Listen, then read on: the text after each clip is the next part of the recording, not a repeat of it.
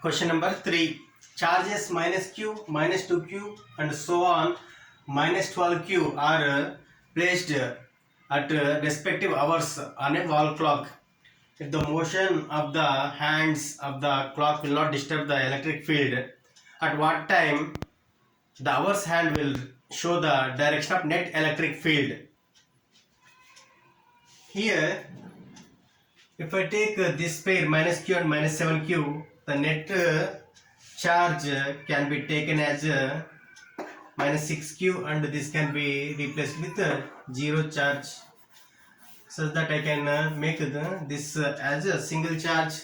If I take this pair minus 2q and minus 8q, minus 2q gets cancelled. They nullify each other, so I can replace this with 0 and minus 6q. Similarly, minus 3q they nullify.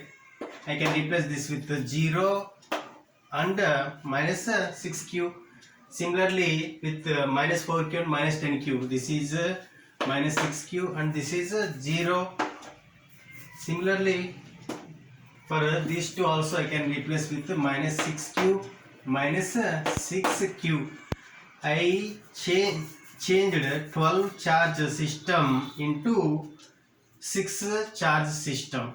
Now the direction of electric field is equal in magnitude, but the directions are like this. Now I will reduce this 6 charge system into 1 charge system using vector concept. If I take this minus 6q and this minus 6q, the angle between these two vectors is 90 degree, then the resultant will be making 45 degree with this vector.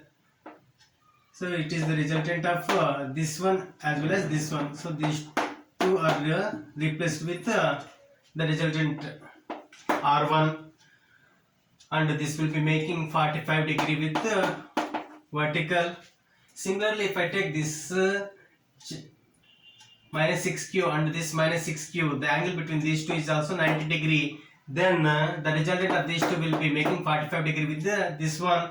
Then from here 45 means here it is 30 and 45 is 75. So this is the resultant R2 of this one and this one. Now if I take this minus 6q and this minus 6q, again the angle is 90 degree, then the resultant will be making 45 degree with this. This is 60 degree and 45 means 105 degree. This is the resultant R3. Now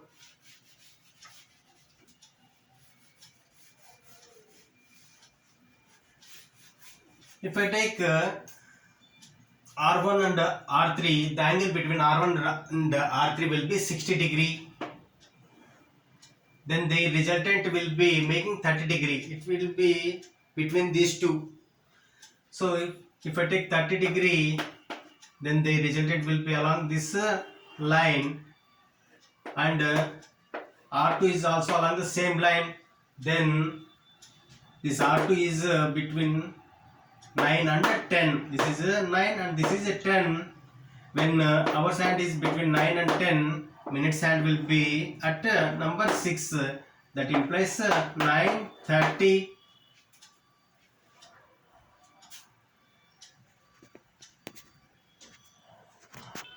Question number 4. There is a uniform electric field 3 into 10 power 3 Newton per Coulomb.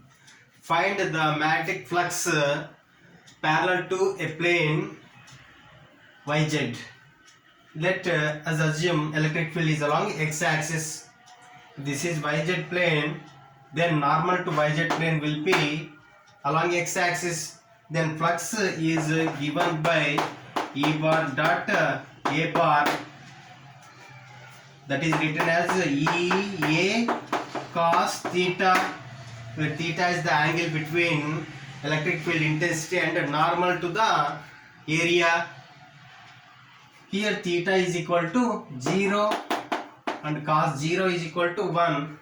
Now I can write this as E is given as 3 into 10 power 3 and side of the square is given as 10 centimeter, and finding the area we can replace it with 10 power minus 2, that is 30 volt meter. In the next case, when the normal makes an angle 60 degree, find the flux through the area. Here theta is equal to 60 degree. If I use the same formula, flux is given by E bar dot A bar, that is EA cos 60. Cos 60 is equal to 1 by 2, where E is 3 into 10 power 3 into A is 10 power minus 2 to 1 by 2, that is equal to 15 volt meter. Question number 5.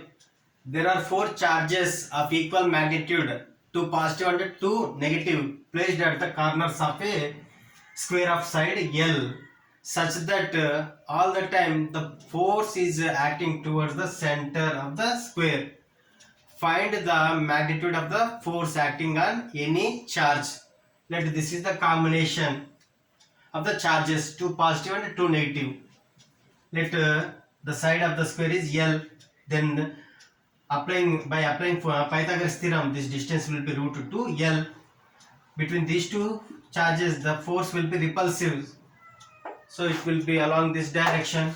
Between these two charges force will be attractive, it will be along this direction. Between these two charges force will be attractive, it will be in this direction.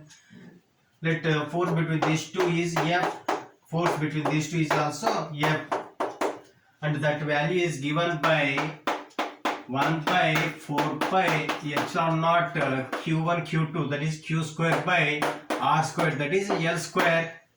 Since these two are equal in magnitude, the resultant will be making 45 degree with one of the forces. Then the resultant of these two is given by root 2F.